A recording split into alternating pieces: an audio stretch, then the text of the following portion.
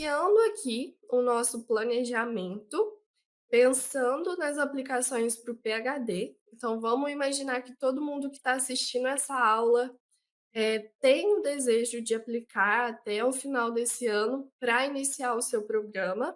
Então, vamos abordar aqui um planejamento pensando em uma escala anual. Então, primeiro de tudo, o que a gente poderia já estar preparando durante esse primeiro bimestre, então de janeiro a fevereiro, para alcançar esse nosso objetivo? Então, eu trouxe aqui algumas sugestões de atividades que vocês já podem iniciar a preparação. E aí, a primeira delas seria pesquisar programas e começar a montar a college list. E aí, esse ponto é um ponto muito importante, porque é algo que quem já começou a pesquisa sabe.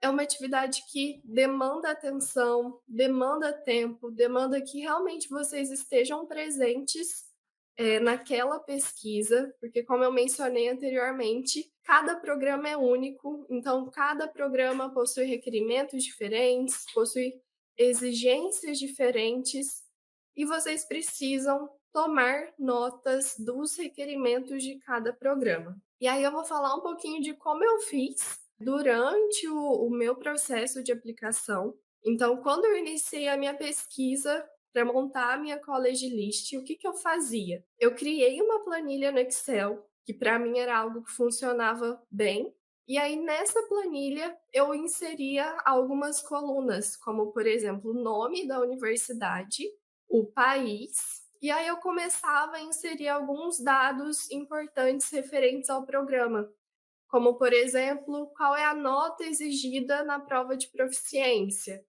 quais provas de proficiência que aquele programa exige. É só o TOEFL? É só o IELTS? Ou é um programa que também aceita o Duolingo ou outras provas? Então, eram informações importantes, então eu inseria essas informações nessa minha planilha de controle do Excel. Além disso, outro ponto importante durante essa pesquisa pelos programas é tomar notas das deadlines. Então, qual é a última data que você pode, iniciando aqui o nosso planejamento, pensando nas aplicações para o PhD. Então, vamos imaginar que todo mundo que está assistindo essa aula tem o desejo de aplicar até o final desse ano para iniciar o seu programa. Então, vamos abordar aqui um planejamento pensando em uma escala anual. Então, primeiro de tudo, o que a gente poderia já estar preparando durante esse primeiro bimestre, então de janeiro a fevereiro, para alcançar esse nosso objetivo? Então, eu trouxe aqui algumas sugestões de atividades que vocês já podem iniciar a preparação. E aí, a primeira delas seria pesquisar programas e começar a montar a college list. E aí, esse ponto é um ponto muito importante, porque é algo que quem já começou a pesquisa sabe. É uma atividade que demanda atenção, demanda tempo, demanda que realmente vocês estejam presentes naquela pesquisa, porque como eu mencionei anteriormente, cada programa é único, então cada programa possui requerimentos diferentes, possui exigências diferentes, e vocês precisam tomar notas dos requerimentos de cada programa. E aí eu vou falar um pouquinho de como eu fiz durante o meu processo de aplicação.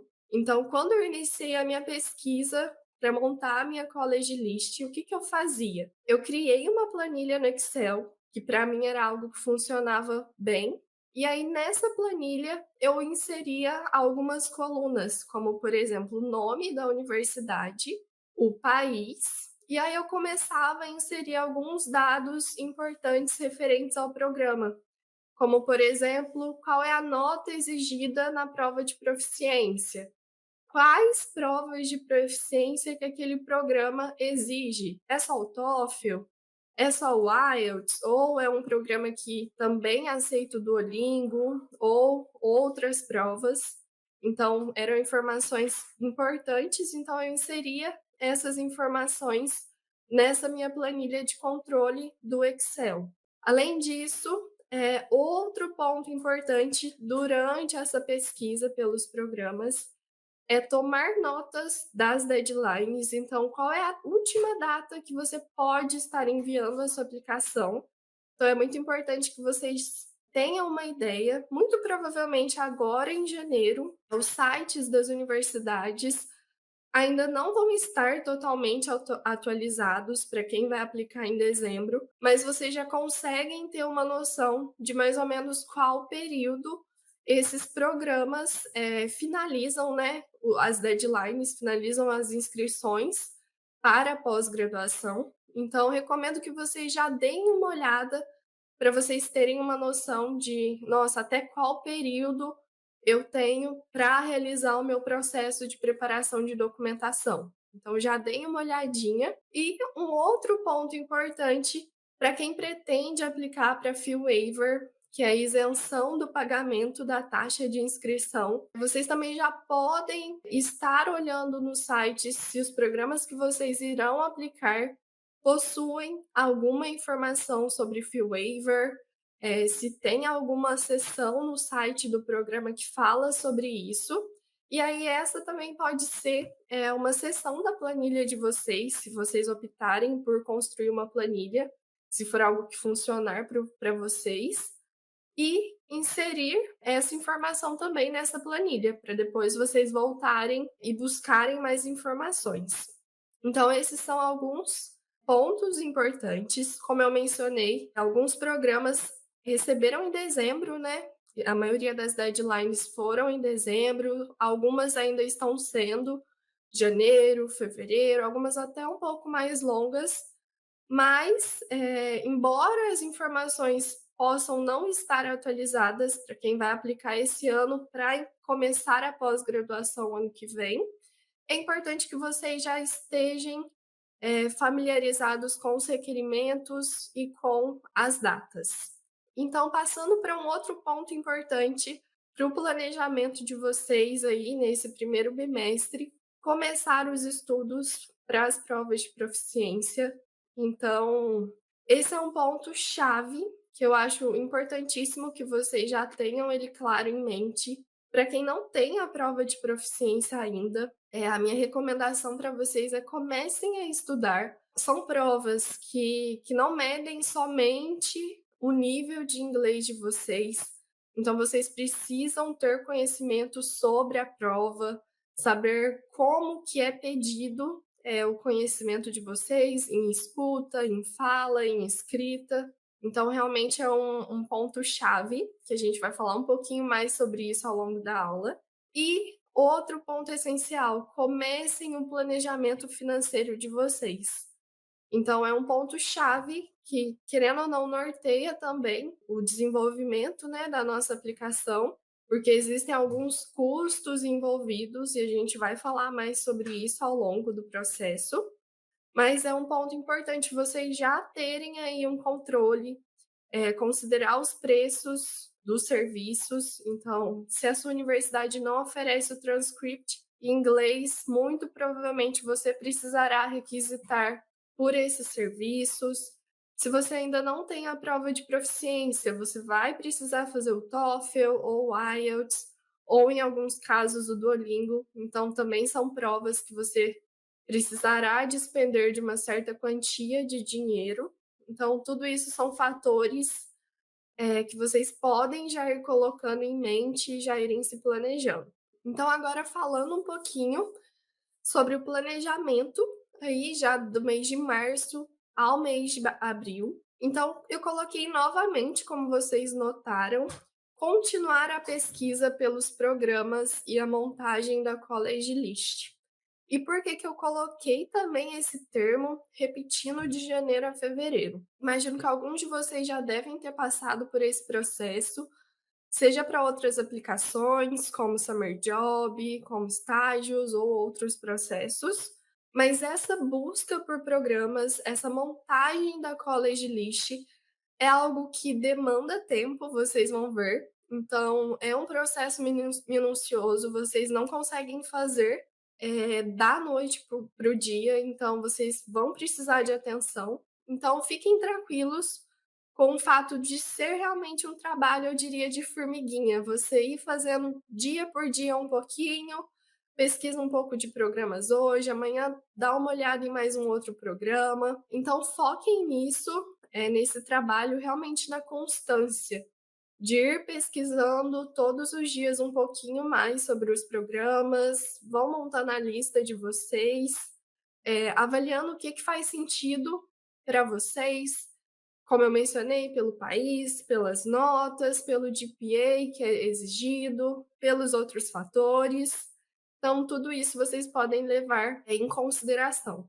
Continuar os estudos para a prova de proficiência, então acho essencial esse ponto.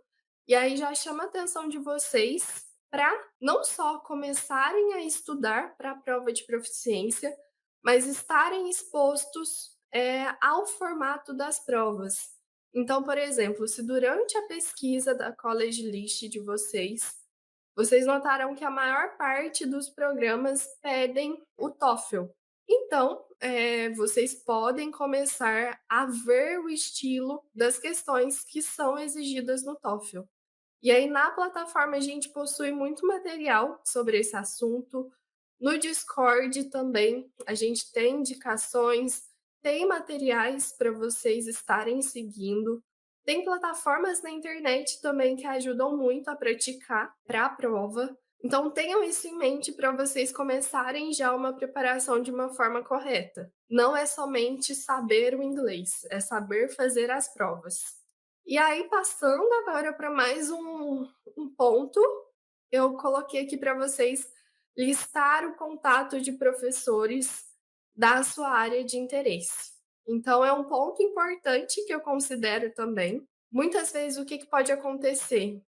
Vocês procuram as universidades e procuram os programas, só que às vezes vocês não olham os professores, quais são as áreas de pesquisa, e isso é muito importante, porque determinadas universidades podem não ter professores ligados, envolvidos na determinada área de pesquisa que você tem interesse. Eu, por exemplo, durante o meu processo de pesquisa, eu encontrei algumas universidades que eram da minha área que não tinham a área de pesquisa do meu interesse. Então, foram universidades que eu não incluí na minha college list. Então, fica aí como dica para vocês também. E aí, dando continuidade aqui, vocês podem iniciar a preparação do seu CV, do seu resume. Então, a minha recomendação para vocês, primeiro de tudo, como eu mencionei, pensem inicialmente qual país que vocês desejam ir, e aí depois vocês assistam às aulas sobre CV, resume, e vejam quais são as orientações, lembrando que, de acordo com o país, pode haver alterações no modelo desses documentos. Então, fiquem muito atentos a esses pontos nas aulas específicas de CV e resume. A gente tem algumas orientações para vocês de como encontrar esses modelos na internet, nos sites dos programas, para que vocês façam um CV ou um resume específico para aquele país em que você estará aplicando. Então, prestem atenção nesse detalhe também. Então, agora, falando aqui de maio a junho, então notem que vários meses aí já se passaram e realmente, como vocês perceberam, a gente tem várias atividades que a gente já pode se planejar e se preparar. Então, de maio a junho, coloquei novamente para vocês continuarem a college list e os estudos para a prova. E aí, voltamos novamente naquele ponto de que é realmente um trabalho passo por passo, degrau por degrau, vocês vão construindo aos poucos a lista de vocês, mantendo a constância e um possível planejamento para quem precisa fazer a prova de proficiência é realizar essa prova em torno de junho, julho. Eu acredito que seja um bom período, e a gente também tem recomendações de acordo com esses fatores no M60. Então, eu vou explicar para vocês mais para frente por que pensar em um planejamento realizando a prova de proficiência mais ou menos em torno desses meses? Além disso, durante essa college list que vocês vão estar elaborando, é essencial que vocês estejam atentos às provas que são exigidas. E por que que eu digo isso? A maioria dos programas de PhD, eles vão exigir prova de proficiência de acordo com o país que você está aplicando, e pode ser que alguns deles também exijam, outras provas. E essas provas podem ser o GRE, que é uma prova muito comum de ser exigida em alguns programas de PhD, ou o DMAT. Então, durante essa college list, durante a preparação da lista de programas, vocês também precisam estar atentos se os programas que vocês se interessaram pedem também essas provas. Então, caso seja uma prova solicitada, essas duas que eu mencionei, vocês também precisam iniciar a preparação de estudos para elas. Então, considerem isso também durante a pesquisa dos programas, durante a elaboração da college list, fica como dica. E de julho a agosto, Fernanda, o que que eu posso começar a fazer para avançar em direção à minha aplicação? E as respostas são, novamente, continuem a pesquisa, a montagem da college list, os estudos de vocês. E aí vocês vão ver que durante o processo, durante essa pesquisa, vai ficando mais fácil. Então vocês já conseguem identificar de uma maneira mais simples as informações importantes de cada programa, o que é solicitado, se aquele programa tem relação com os seus objetivos, com a área de pesquisa que você tem interesse. E durante esse período também é interessante que vocês tenham uma atenção maior com relação às essays que são solicitadas para vocês durante as aplicações. Então, alguns programas de PhD, eles exigem aí o Statement of Purpose, que é o SOP, também denominado carta de motivação em alguns casos. Outros programas eles exigem outras cartas que possuem, assim, uma estrutura parecida também, mas possuem denominações diferentes. Então é muito importante, que nesse ponto vocês entrem novamente nos sites dos programas que vocês listaram e verifiquem ponto por ponto de qual é o nome do documento exigido, e eu diria não só o nome, mas o que é solicitado em cada documento. Esse é o ponto mais importante. Então, leiam no site dos programas o que eles querem em cada carta. Fica aí como dica para vocês já terem em mente esse período para iniciar a elaboração das cartas. Intensifiquem a pesquisa sobre os professores. Então, apliquem para programas que vocês têm interesse na área, que possuem professores na área de interesse de vocês. Então, é um ponto-chave e muito importante. E para quem vai aplicar para programas que exigem, né, mais provas, além da prova de proficiência, seria uma possível data para vocês estarem realizando essa prova. Então, agora, passando aí para o nosso planejamento de setembro a outubro, o que vocês podem fazer nesse período? Vejam que o primeiro ponto que eu trouxe aqui é refazer o TOEFL. Eu coloquei o TOEFL porque foi uma das provas que eu optei por fazer durante as minhas aplicações. Pode ser que vocês escolham outra de acordo com os requerimentos da college list de vocês, mas é um ponto que eu pessoalmente acho muito importante que vocês tenham isso em mente, que vocês considerem isso no planejamento de vocês. E eu digo isso porque eu sou um claro exemplo de uma pessoa que precisou fazer o TOEFL mais de uma vez. Então, embora eu tenha me preparado, tenha estudado para a prova, quando eu realizei o TOEFL pela primeira vez, eu não alcancei a nota, que era exigida nos programas. Então, foi algo que eu precisei me dedicar mais e fazer a prova novamente. Então, considerem aí essa margem de segurança, tanto no planejamento financeiro de vocês, quanto também no planejamento de atividades. É realmente algo importante para vocês terem em mente também, que pode acontecer de vocês precisarem refazer a prova. A gente espera que não precise, mas é sempre bom a gente ter essa margem de segurança. Então, mais um ponto aqui, iniciar a escrita das essays, né? Eu coloquei SOP, mas pode ser outra denominação, pedir outros pontos para vocês. Então, nesse ponto, o que eu recomendaria para vocês é assistirem às aulas da plataforma, começarem a se ambientar com a forma de escrita, então leiam cartas de outros alunos.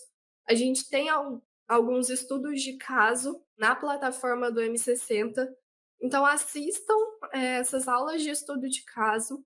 Eu acredito que elas vão dar uma boa noção para vocês de como elas são escritas, o que são pontos importantes. Leiam nos sites dos programas, esse eu diria que é o conselho número um. O que cada programa espera nessas cartas, nessas essays. E aí, um ponto que vocês podem já começar nesse período é tomar nota do que cada programa espera durante a escrita dessas essays. Então, existem programas que podem ter, por exemplo, perguntas específicas para serem respondidas nessas essays, nessas cartas. Então, esse é um bom momento para vocês começarem realmente um controle, eu diria, para escrever o que é solicitado em cada programa, para vocês se certificarem que vocês vão estar escrevendo essas cartas da forma correta. Então, mais um ponto que eu trouxe aqui, de setembro a outubro, fazer o contato com professores, salvo exceções. E por que eu mencionei, entre parênteses, esse salvo exceções? Durante a pesquisa de vocês, durante a montagem da College List, vocês irão verificar que alguns programas, pode ser que aconteça, né? Alguns programas mencionam para vocês não contatarem professores, mencionam que não são os professores que decidem o processo em si, que não são os professores que fazem a contratação de alunos. E claramente eles mencionam isso no site para vocês não contatarem os professores. Então, mesmo que vocês contatem esses professores, tem grandes chances de vocês não serem respondidos. Então, esse ponto, fazer o contato com professores, é algo que vocês podem adotar. Acredito que é muito interessante. Na minha experiência, eu contatei professores, então acredito que é um ponto positivo na preparação de vocês também, mas tenham somente esse cuidado que eu mencionei, caso os sites mencionem o oposto. E um outro ponto, solicitar as traduções juramentadas, histórico e diploma. Esse seria um ponto que eu diria que, se vocês quiserem, de certa forma, tiverem, né, todo um planejamento aí possível, vocês podem realizar essas traduções antes também, não precisa ser especificamente em setembro a outubro. Então, suponho que vocês já tenham terminado a graduação de vocês, já tenham histórico, já tenham o diploma. Vocês não precisam esperar setembro a outubro para solicitar essas traduções juramentadas. Então, fica também aí como um ponto flexível para vocês adaptarem da melhor forma, pensando também no planejamento financeiro. Eu só não recomendaria que vocês deixem essas traduções juramentadas para muito o final do ano, para muito o final das aplicações, para não ficar algo muito tumultuado, várias coisas para vocês fazerem. Então, é um ponto também que a gente sabe que muito provavelmente vocês vão precisar desses documentos. Deixo também como dica para vocês, na plataforma do Discord, tem vários alunos comentando sobre as traduções juramentadas, questões de orçamentos, questões de empresas. A gente tem uma planilha também super boa com algumas empresas, alguns tradutores juramentados. Então, se vocês estão começando do zero, deem uma olhadinha lá, peçam ajuda para outros alunos também que já passaram por esse processo. Tenho certeza que vocês vão conseguir, ter um direcionamento melhor sobre qual caminho seguir. E, mais um ponto, conversar previamente, com os seus recomendantes. E aí, por que que eu considero esse ponto extremamente importante? E eu diria que ele é um ponto de atenção para vocês.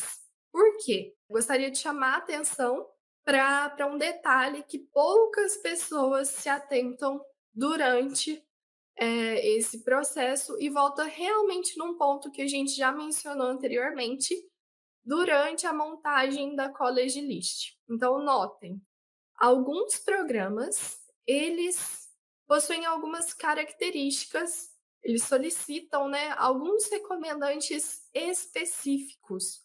O que que eu estou querendo dizer com isso? É importante que durante a pesquisa de vocês, para montar a college list, vocês também deem uma atenção especial para a seção de cartas de recomendação.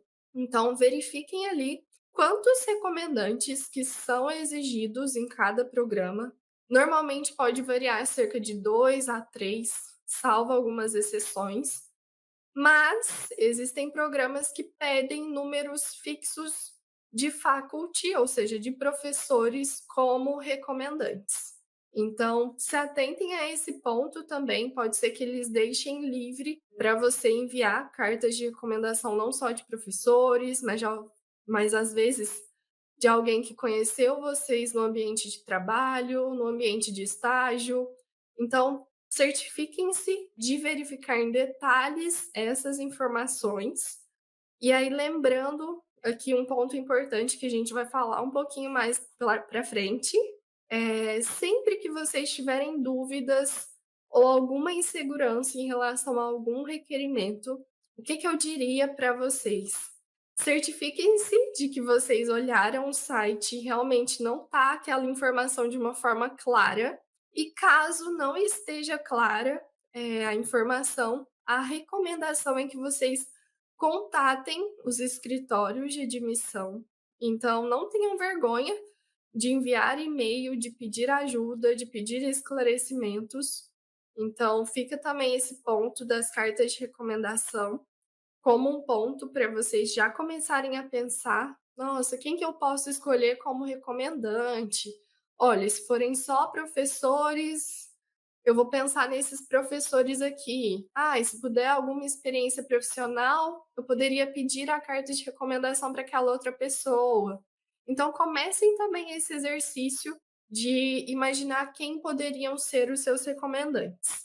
E aí a gente já está quase chegando no final do ano, né, a gente já está aqui abordando o planejamento de vocês para novembro. Então, esse período, a gente traz aqui refazer o GRE ou GMAT, se for necessário. Então, para quem vai precisar fazer essas provas, seria uma possível data para, assim como a prova de proficiência, vocês considerarem aí uma margem de segurança para realizar essas provas. Outro ponto importante, finalizar a escrita das essays. Então, vocês já começaram a se ambientar ao estilo da escrita, ao que é pedido, ao que cada programa solicita que seja escrito ou respondido nessas cartas. Então, novembro é um ótimo mês para vocês finalizarem, a escrita dessas cartas. E aí, um ponto que eu deixo como recomendação para vocês também: enviem essas cartas para correção do M60. Durante as minhas aplicações, eu enviei para correção e foi algo que foi muito importante para mim. Eu notei que havia vários pontos de melhoria nas cartas.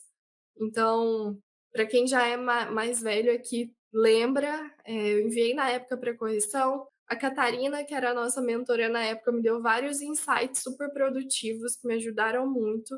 Então, não fiquem com vergonha, enviem a carta de vocês, peçam feedback para pessoas, amigos, familiares, pessoas que estão próximas de vocês. Quanto mais feedbacks, mais próxima da excelência vocês estarão. Então, solicitem as cartas de recomendação também nesse período. Então, o que que seria um ponto positivo, eu acredito? Além de vocês pensarem nos recomendantes, conversar com eles previamente, verificar se eles poderiam estar escrevendo essas cartas para vocês. E aí eu fico também, deixo aqui uma recomendação para vocês assistirem as aulas de cartas de recomendação da plataforma.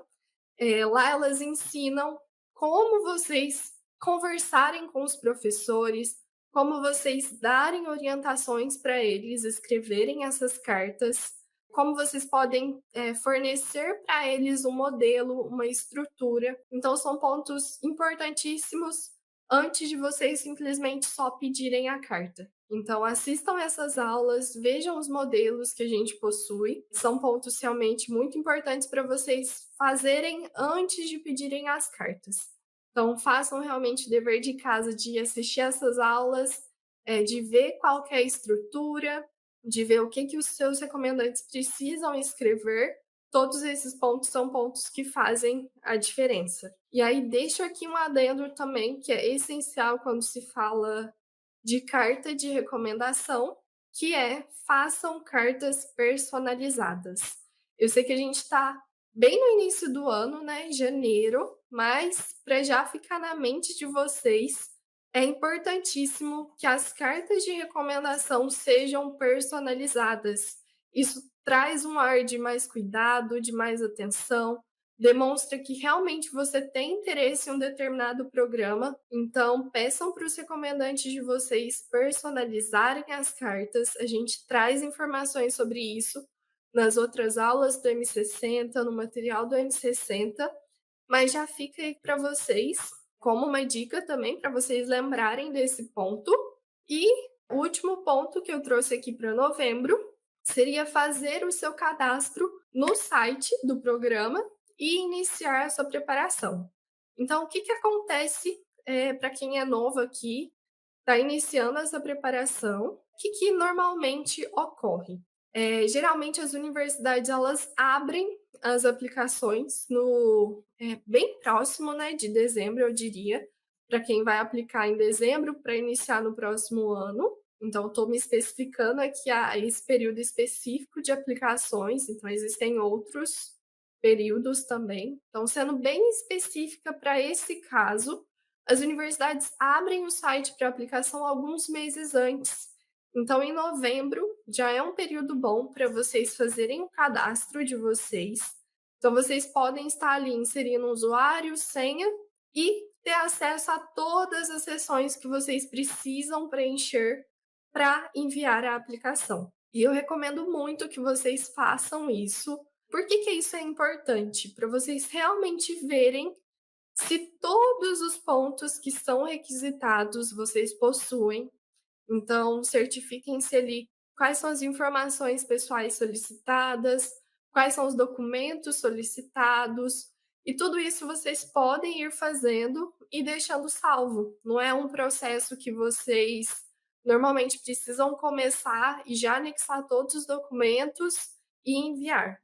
Geralmente as plataformas elas são salvas automaticamente. Então, mesmo que você saia, depois você consegue fazer o login e retornar o acesso. Então, fica também como uma sugestão para vocês. Então, falando agora um pouquinho sobre dezembro. Então, a gente já está em dezembro de 2023 aqui no nosso cronograma. E o que é recomendado que vocês façam, né, nesse período? Então, envio das aplicações. Então, algumas deadlines já são em 1º de dezembro, outras por volta aí do meio do mês. Algumas são mais longas, então por isso é tão importante que vocês tenham feito a college list, que vocês tenham tomado nota dessas informações de deadlines. E, para quem não conseguir o fee waiver, também é o período de pagamento das taxas de aplicação. Então, você faz o preenchimento dos dados, clica para enviar a sua aplicação, e aí você vai ser redirecionado para a página de pagamento das aplicações. Então, é um ponto que vocês também precisam estar atentos, tanto no planejamento financeiro de vocês, quanto na montagem aí de college list, verificação de quantas universidades vocês irão aplicar. Então, todos esses pontos que a gente abordou aqui são essenciais para que vocês já tenham uma noção do que vocês vão precisar fazer, ao longo do ano, pensando nas aplicações para o PhD, para que em dezembro vocês estejam com tudo certo, tudo tranquilo para enviar a aplicação.